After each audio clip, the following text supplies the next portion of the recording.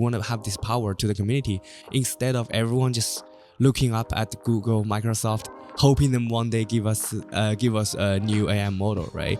Will each person have their own kind of AI agent or agents that they can instruct to go do things for them, and it's kind of like a virtual assistant? Will those agents use crypto to transact kind of solely just because especially Bitcoin is kind of like this permissionless, nation stateless money that no one can tamper with? Thank you very much for being here with me today. Excited to talk about Flock and what you're building.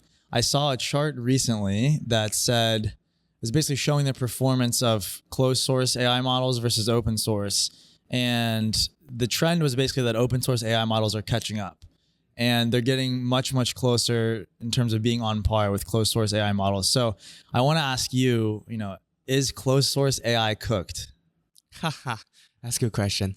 I always feel like with those superpowers, money and compute power, those closed models, they will be like the top tier, of course. Like they will be like always like there. But of course, open source community, like we have strong support from the whole community, and also like Meta, these companies, they're also very supportive to the open source. So yeah, they are matching up. Yeah. Gotcha. But there might be a turning magic point where open source can actually get over the as you said, yeah. Yeah, I saw even a couple top OpenAI executives left recently.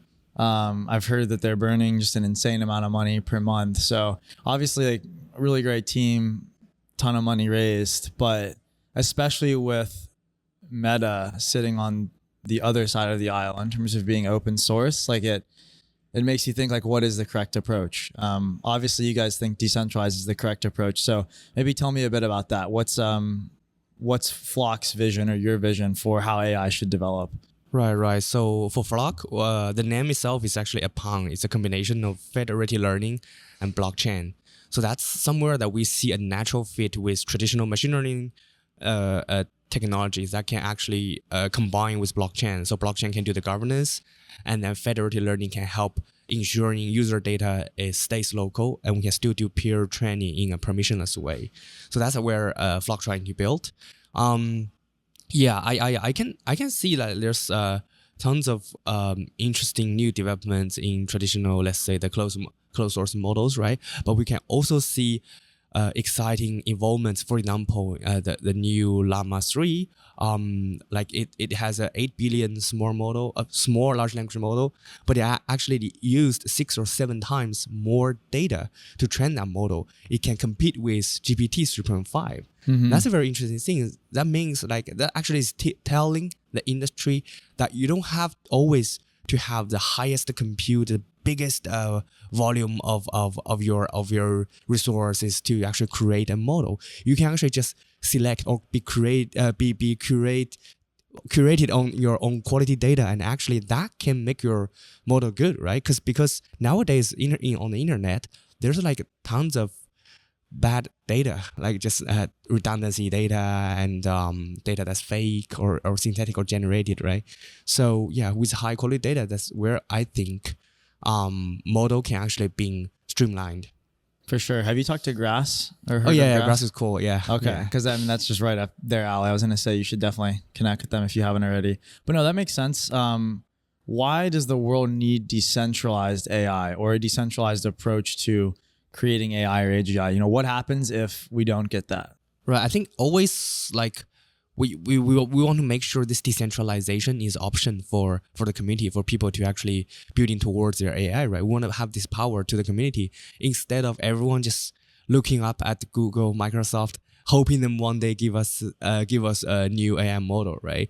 So, and also technically speaking, it works. We really can use open source model to actually achieve there. And also for decentralized AI, why people need it? Because you want to make sure that you control your own user data, right? You want to make sure you control your own evaluation. That's an important part, because we all heard about the Gemini scandal early days when Google launched their first model, right? It's like so many bias on that model. That's because that valuation is only done by a group of people living in SF. So they have their evaluation ideology, right? But it doesn't actually, or it shouldn't be the one golden standard for everyone in the world. Oh, definitely. What do you think the future looks like for AI in terms of how everyday non-tech people will interact with it, right? Like will each person have their own kind of AI agent or agents that they can instruct to go do things for them, and it's kind of like a virtual assistant? Will those agents use crypto to transact kind of solely just because especially Bitcoin is kind of like this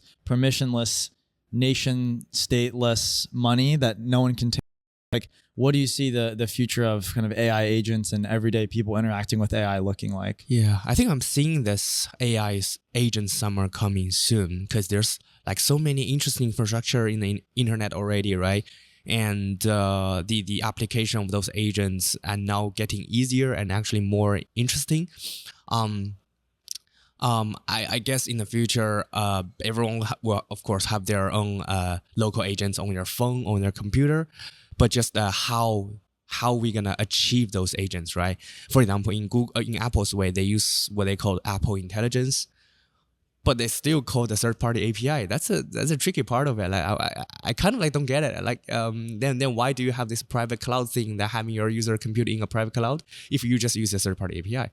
So I feel like yes, people are trying. All the big companies, they are trying to tackle this privacy problem in their own ways to make sure the compute can happen as close to the user as possible, because that's where you can ensure your data, or your privacy barrier is still close to the user, right? But because of this centralized AI thing, you can still just use an API to a third party. That means you will definitely just give out your data, right? Right. That's where the whole decentralized community is trying to catch up on, right? If I can just have my model locally run, or actually just partially locally run in a way that I don't have to give it up to any centralized power, then that's already a one step forward.